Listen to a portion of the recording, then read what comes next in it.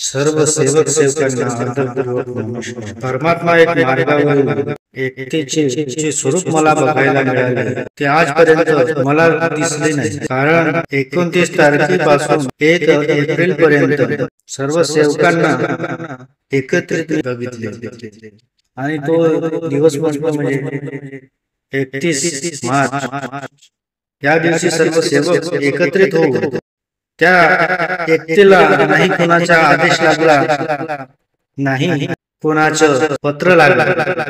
कारण परमात्मा एक मार्गावर जी टिप्पणी झाली होती त्यामध्ये मला सर्व सेवकांची एकता दिसून आली. कारण त्यावेळी गावस्तरीय एकता दिसून आली. कारण जे टिप्पणी परमात्मा एक मार्गावर व बाबा जोंदेवजी यांच्यावर करण्यात आली होती त्यांच्या विरोधात गावोगाव सेवक व ज्या दिशेकडून होईल त्या दिशेकडून त्या सेवकांनी आपल्या परमात्मा एक मार्गावर टिप्पणीचा विरोध केला आणि त्यासाठी नाही कुणाचा आदेश लागला, नाही कुणाची सहमती लागली व नाही कुणाचं लेटर लागलं. सेवकांनो, ज्या पद्धतीने 31 मार्च 2024 ला आपण एकता दाखवली तशीच एकता आपण या परमात्मा एक मार्गामध्ये दाखवली पाहिजे. कारण सेवक कोणाचा नाही, सेवक बाबाचा आहे. आणि या मार्गामध्ये जो भी कोणी सेवक आलेला आहे तो भगवंताचा सेवक आहे. एकतेचे प्रतीक म्हणून तो दिवस मला खूप आनंद आला. त्या दिवशी मला खूप आनंद आला. कारण सर्व सेवक एकत्रित झाले आणि एक मोठा जनसैलाब त्या ठिकाणी दिसून पडला. कारण कोणतेही होईना पण प्रत्येक सेवकांनी आपल्या गावस्तरीय कंप्लेंट केली. प्रत्येक सेवकांनी आपल्या आपल्या प्रयत्न केले आणि प्रत्येक सेवक आपल्या परमात्मा एक मार्गावर टिप्पणी झाली आणि आपल्या महान त्यागी बाबा जोंदेवजींना टीका केल्या. त्याबद्दल प्रत्येक सेवकामध्ये रोष निर्माण झाला आणि त्या ठिकाणी सर्व सेवक एकत्रित आले आणि सर्व गोळा होऊन सगळ्यांनी त्या ठिकाणी निषेध केला. अरे तसेच सेवकांनी एकता दाखवली पाहिजे.